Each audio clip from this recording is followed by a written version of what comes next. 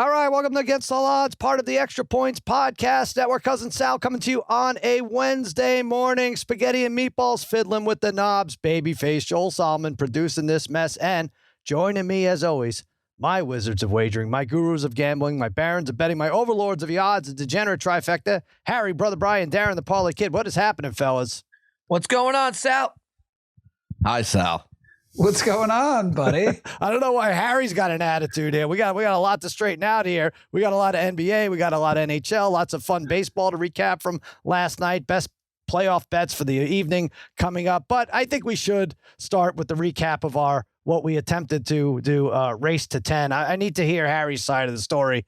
He basically ghosted us. Harry, I will let you respond in a second. Let me just set up what goes on here. So the Suns played the Mavericks last night at Footprint Arena in Phoenix, right? Harry, will you agree with that so far? Yeah, sure. That's good. Okay, good. All right, we're off to a good start. So every Tuesday, we do what we call Race to 10. We take an NBA game that's televised. We bet one team to get to 10 points first. We go nuts. We lose our minds for 5 minutes, and then it's over. Win or lose, it's over quick. We do it on Twitter. It's a lot of fun or a lot of misery. So anyway, last night, Suns-Mavs, Game 5, 15 minutes away from where Harry lives, right?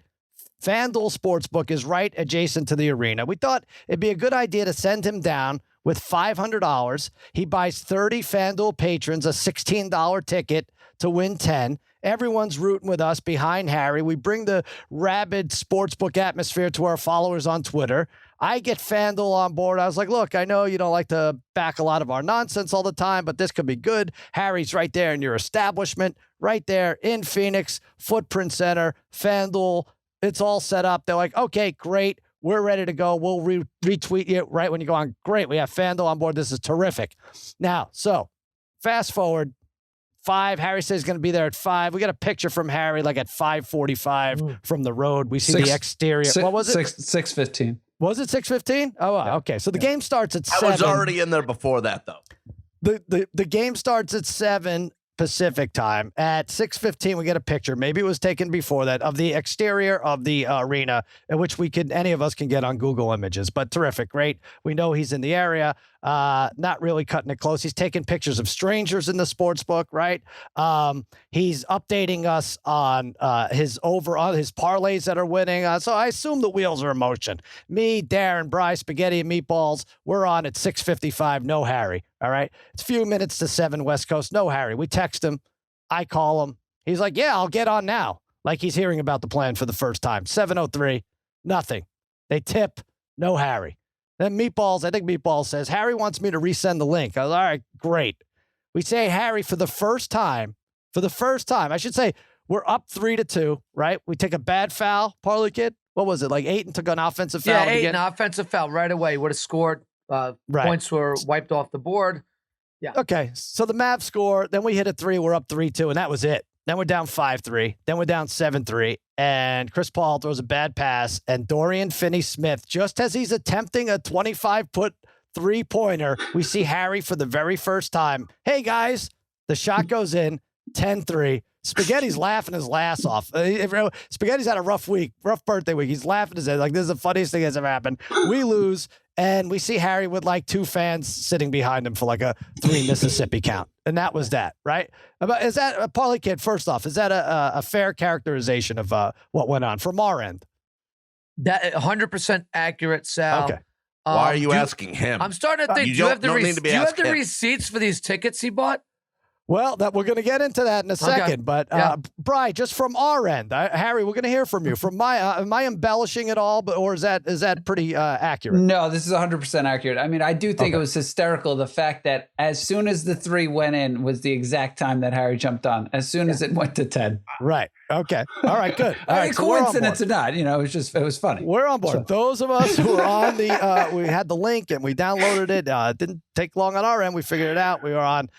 It was over in a few minutes. Okay. All right, Harry, I'd love to hear now what went on. What is your excuse? Okay, let's just make this clear that we've done this before from the FanDuel Sportsbook right outside Footprint Center. Mm-hmm. So with that said, everything was fine that time and it went well. Isn't it great that Harry's video disappears as he's defending why he couldn't get his video to work from FanDuel? But yeah, go ahead. Perfect. All right. Yeah. Buddy Eric there's calling. I don't know. Anyways, so we've done that before there. So Brian at about 6 o'clock sends the text also saying, everything okay? Did you get the tickets? And I said I was trying, meaning that first off, I'm trying to get the 30 tickets because I waited to talk to the manager who was running around all over the place because the place was loading up with a lot of people. And I asked them if I could. I asked them if I could get 30 tickets at like $16, and it was minus 164 at the time. Right. And he said, I can't do that. And I said, well, they're $16 each. Is there a problem? He's like, well, technically you'd be stacking. And I said, stacking? He's like, yeah, you're stacking tickets. All of a sudden you're going to have $300 if it wins. You're going to have $300 worth of tickets. I said, sure. Okay. He's like, well, I can't allow that. I said, so, all right, well, how many can you do?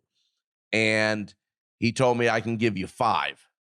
So I'm like, all right, timeout. Couple things with those. First of all, when you said I'm trying, when you responded to Brian, how vague is that for us? So if you should have alerted us, like, hey, there's trouble here. I may not be able to pull this off. Right there, I think you could have stepped in. A or B, don't they have kiosks there? Couldn't you go from kiosk to kiosk and just get 2 at a time for a while? No?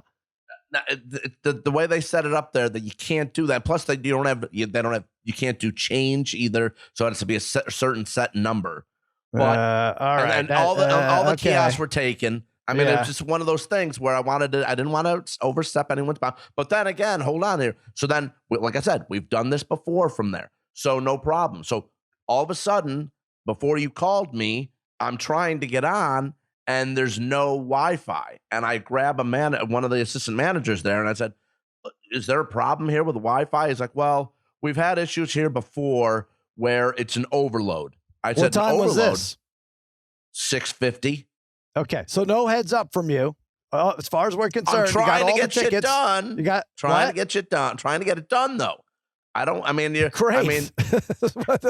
We have no idea what's going on. Okay, right, so there's no Wi-Fi. Right. Go ahead. So, but I'm trying to. He's like I said, he's like, sometimes it's in and out, and I'm like, in and out. Like he's like, there's so many people here. So everyone's on the Wi-Fi. It's just an overload. I'm like, but what if I go outside? He's like, well, if you go outside, maybe that'll work. So then I talked to some other people that were outside sitting, which is still in the sportsbook area. And I had 10 to 12 people lined up ready to hang out with me and root for the 10, but it couldn't get on until it was, Dallas made that shot to make it 10. All right. I believe you. I understand there's always connection issues everywhere. But I think it was Mikey Meatball said, hey, he's asking us to send him the link. And I think this was after the tip. Right? Or right around the tip. It was right around the tip because I had the link. No. I had the link. Why did you need it again? Like, I feel like you were just checking, here's the link. Let me get it. No, because the Wi-Fi was so bad, I couldn't even open the email to get to the link to get on. So that's why I had Eddie send it to me again. Oh, Jesus. So I could do it maybe via text, which I did, but everything was spinning and it was never coming through, and the game had started. Well, Parlay Kid, I at least we were owed a couple of heads up here that this wasn't going to work, so I could tell FanDuel, like, hey, guess what? Please, don't follow us on Twitter for the rest of the night. Okay, yeah. Fair. That's fair. Yeah, fair, well, look, I've been suspended for a lot less. So, not to mention also, so I don't know. Not to mention my lovely bride Angie, who was going to help film this, was late. And there's parking. By the way, I think I said this. I'm just saying. Also, parking. Also, you said you were there like 2 hours before the whole event. I was. What are you talking about? I was. She had to come by herself. Harry, so she was 2.5 minutes late walking down the aisle. What made you think she's going to show up for this check-in, this race to 10 check-in that guess what? No benefit at all? Right. Yeah. But then she's like, I can't find parking. I said, what do you mean you can't find parking? There's parking everywhere. So then she parked. So parking's $4 an hour, no big deal. Oh my God. She parks in some place where it's automatically $35 to park. I said, you paid $35 to park, and you're late, and we're not even doing this. She's like, yeah, good. And then I like that you're taking a collective hit on this. Yeah. Well, then and plus she wasn't feeling good, so then she said she needs something to eat. So we're walking to grab something to eat after this is over. Hold on. And we walk. She does a double take. One of her ex-boyfriends is standing on the middle of the street. So I got to meet this clown. Talk to this guy for 10, 12 minutes. I said, I thought you were hungry. Let's go. Yeah, she's hungry for a new love, I think, after a week. Wow. That's what she's hungry for. $51 in parking, Darren. All right. But here's the thing, Harry, and I don't want to spend the whole hour on this, but we can. It's fine. You probably do. I guess, you probably do. I kind of do. But here's, Parlay Kid alluded to something here, and there is someone here on this call right here. How many of our 6 of us that think that you may have just pocketed the money that we're laying out. You may have just pocketed it. And by the way, I can give you 3 guesses, and you won't guess who actually brought this up. Aside from Parlay Kid, who alluded to it earlier. Go ahead. I'll give you a guess. That's part of the right Extra now. Points Yeah, podcast right on network? this thing right now. Yeah. Joel. Yeah, it was Joel. Yeah. It was babyface Joel Solomon. It's like Harry took the money and he pocketed it, and you're going to reimburse him for tickets that were never. You know what? I don't care. I'll eat it, but I didn't even get. I got like 12 tickets. Anything. I didn't even get 30. I got 12. How many did you get? 12. 12 tickets. All right. Okay. So in our defense, FanDuel, you have to do a little better job of us being able to have fun. I think it's a nice promotional device for you. If he wants to get a bunch of $16 The Wi-Fi's tickets, got to be good there, though. he should be able to. I don't know how that's stacking. I don't know how $400 is different than $16, $20, Right, that- 25. Yeah, that doesn't make sense. Work on your Wi-Fi is the second thing. But Harry, maybe you could give us a heads up once in a while. And I'm sorry, Angie is now back with her ex-boyfriend. Did we all at least? Yeah. We were all on the same page. Nobody took Harry's calls last night, right? Well, I wanted to hash this out for the first time here. Yeah. Well, I think Dallas goes right to voicemail immediately. I think when Harry called, well, I'm trying to think. When Harry called me, it was like when we were just hanging up on the campsite.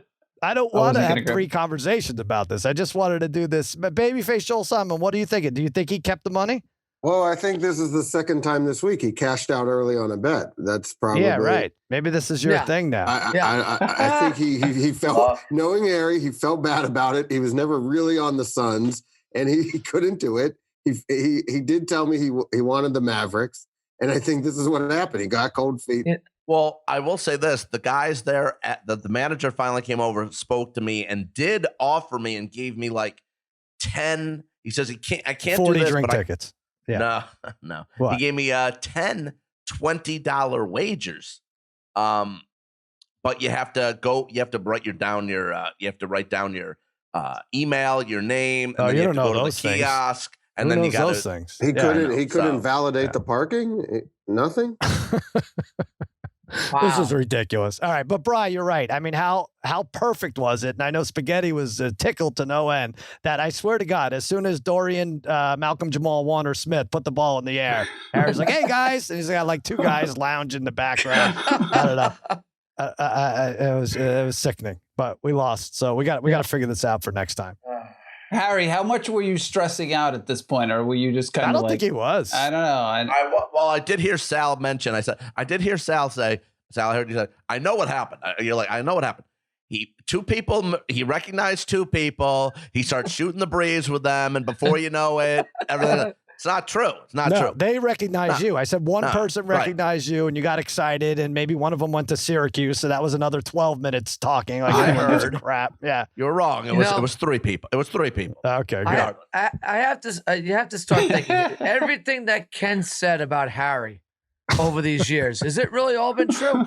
Like about him and his work and all his that. IQ, you mean? And we would be like, nah, Ken's a little too hard on Harry. Mm-hmm. I don't know. I do think the funniest thing of the night is Parlay Kid Sal on a separate side text. Parlay Kid sends to Harry. He's like, "I think you might be fired." You don't even want to know his response, Sal. You don't even want to know. Good. He said, "What did he say?" He goes, "Well, I'm bigger than this podcast. Oh, wow. Whatever. Yeah, I dare him to." That's what it was. Darren, tell the truth, Darren. Tell the truth. I bet it's something similar. I bet you alluded to that. Severance package. Severance package. Oh, good. Yeah. Good. Severance package is 16 $10 tickets at FanDuel. There you go. So enjoy. All right. But here's the thing, Harry. I'm going to add this. I'm going to say it because you're driving me and babyface Joel Solomon, although I think he's behind the cause too. You're driving us crazy with sending you to Qatar. for the World Cup. And I was like, why would I, after last night, you could barely get a connection from 12 minutes from your house. I'm going to risk sending you to Qatar, spending, $10,000 on that to promote soccer, something our fans don't give a shit about. The joke is over as soon as you land. But you want to go to Qatar in the middle of football season? Was it Thanksgiving week? You still want to do that? Yeah. All right. I'll tell you what. I think for Harry's punishment, you should make Joel drive Harry to Qatar. Okay. That would take that gets 7.5 years. Even if Darren, it would take them less time to build a bridge than for Joel to complete the trip. All right, Wi-Fi overload. Give me a break. Let's take a quick break because I have a blood pressure overload I was all right now. set.